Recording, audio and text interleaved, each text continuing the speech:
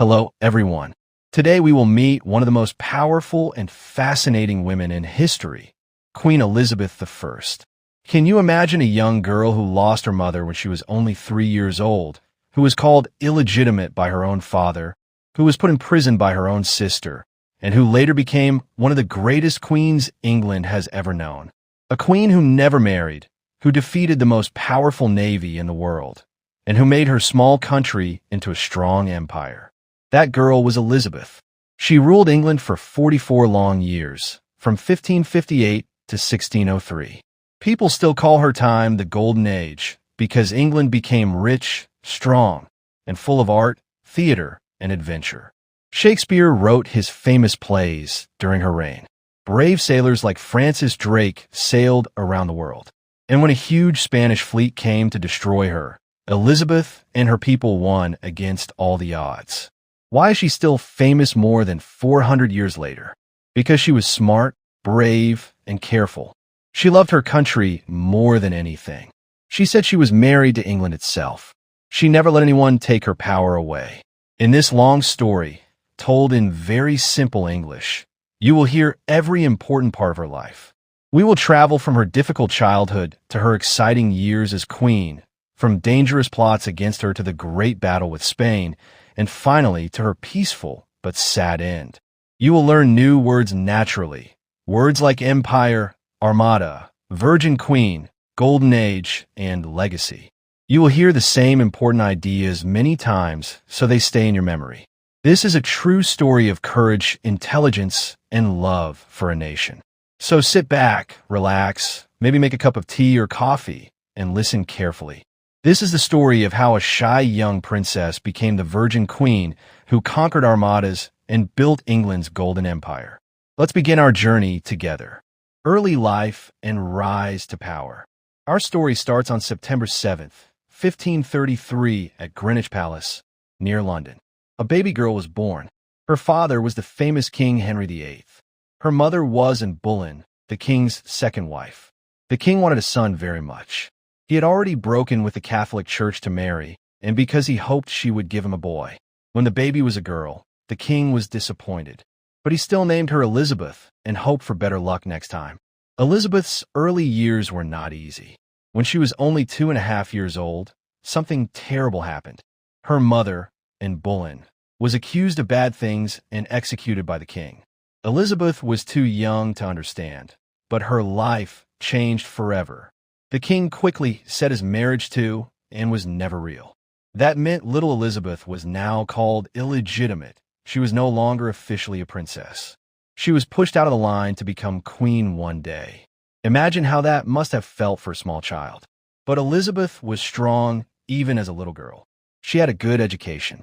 She learned many languages: French, Italian, Spanish, Latin, and Greek. She loved books, music, and dancing. She was clever and serious. People who met her when she was 6 said she had the mind of a 40-year-old. After her mother died, Elizabeth lived in different palaces with her own servants.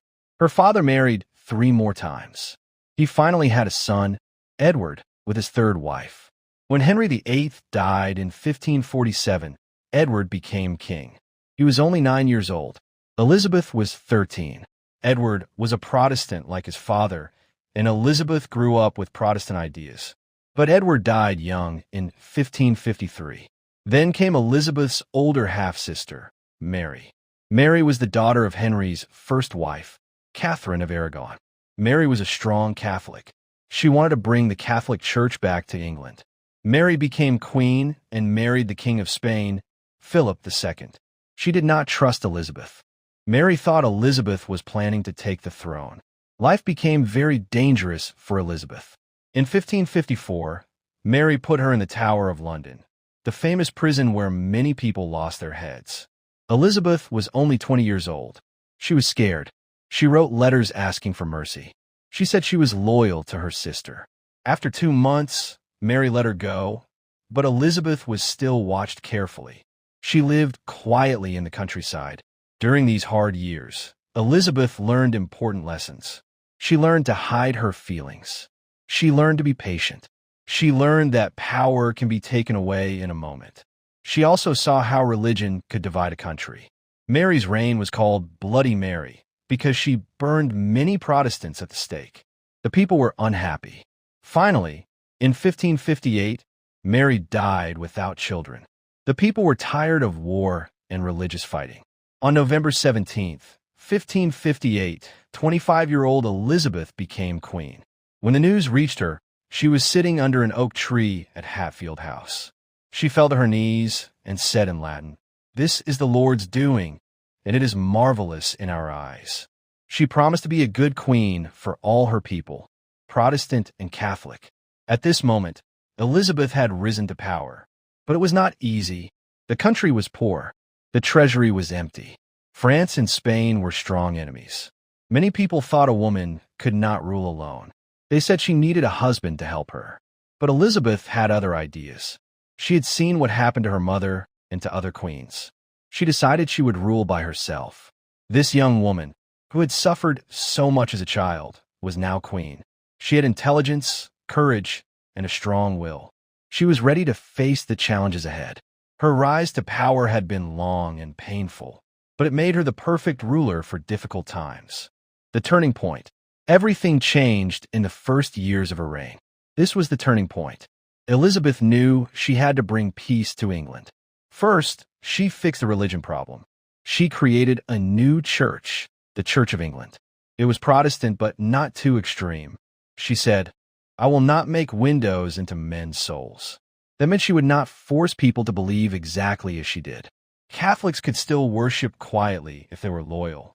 This clever idea brought calm to the country. The people were happy because the burning stopped. Next, she chose good advisors.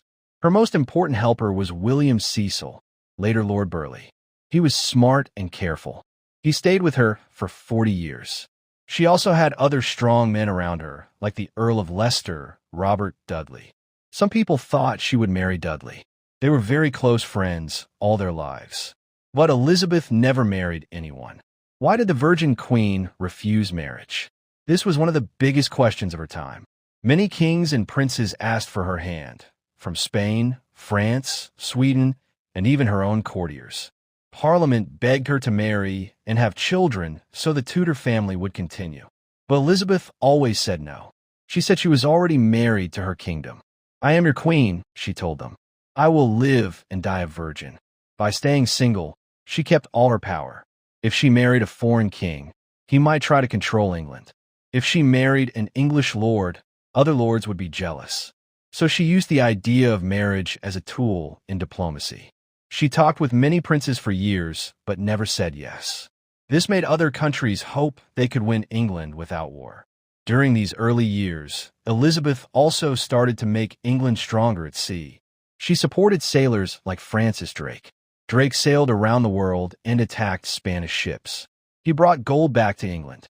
This made Spain angry, but it made England richer and braver. Elizabeth also loved theater and art. She allowed plays and music. This was the beginning of the Golden Age. William Shakespeare started writing his great plays. People felt proud to be English. The turning point was clear. The shy princess who had been in prison was now a confident queen. She had chosen her path. No husband, peace at home, strength abroad. She had turned danger into opportunity. England was starting to shine. The main conflict, but peace did not last forever. The main conflict came from outside and inside the kingdom. The biggest danger was Spain.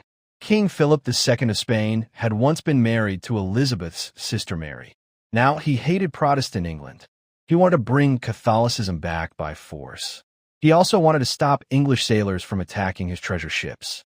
In 1588, he sent the famous Spanish Armada, a huge fleet of 130 ships with thousands of soldiers.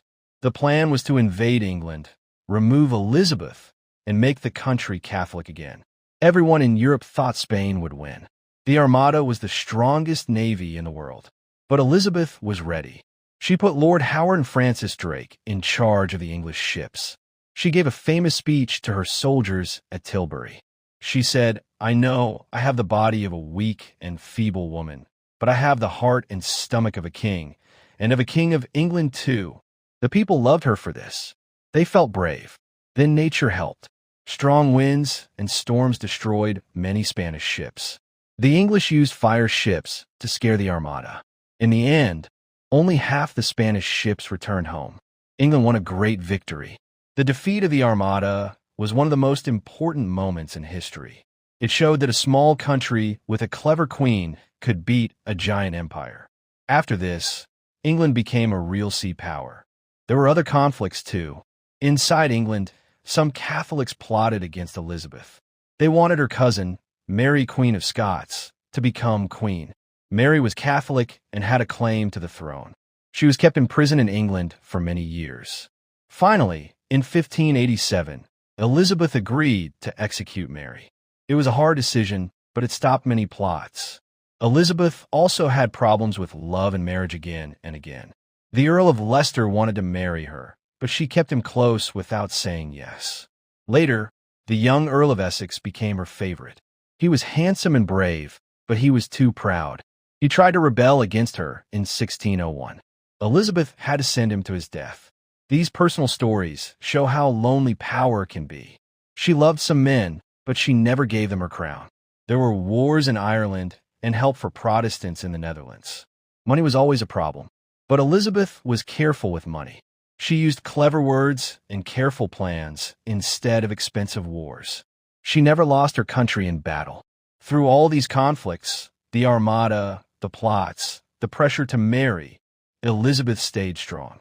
She used her intelligence and the love of her people to win every time. The main conflict made her even greater: the fall and legacy. In her last years, Elizabeth grew old and tired. She was in her 60s. Her hair was thin. Her teeth were bad from too much sugar. She still loved dancing and beautiful dresses, but she felt the weight of 44 years of rule. She never named an heir clearly because she did not want people to stop being loyal to her. On March 24th, 1603, Queen Elizabeth I died at Richmond Palace. She was 69. She had no children. The Tudor family ended with her, but she had chosen her successor before she died, James VI of Scotland, who became James I of England. He was the son of Mary, Queen of Scots. Even though Elizabeth fell in the end, like every human being, her legacy is huge. She left England much stronger than she found it. The country was Protestant and united. The navy was powerful. Exploration had begun, the first steps to the British Empire.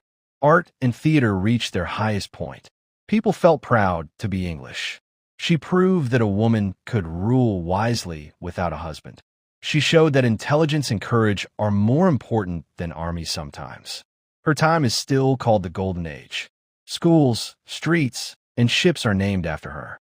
Even today, when people think of strong queens, they think of Elizabeth I. Even though she faced many challenges, the death of her mother, prison, religious wars, the Great Armada, and the loneliness of power, her story still lives with us. She reminds us that one person with a strong heart can change a nation. Thank you for listening to the long story of Queen Elizabeth I. If you enjoyed this, please like the video, leave a comment, and subscribe for more simple English stories. What did you like most about the Virgin Queen? Tell me in the comments. Would you like to hear about another great ruler next? See you in the next video. Stay curious and keep practicing your English every day. Goodbye.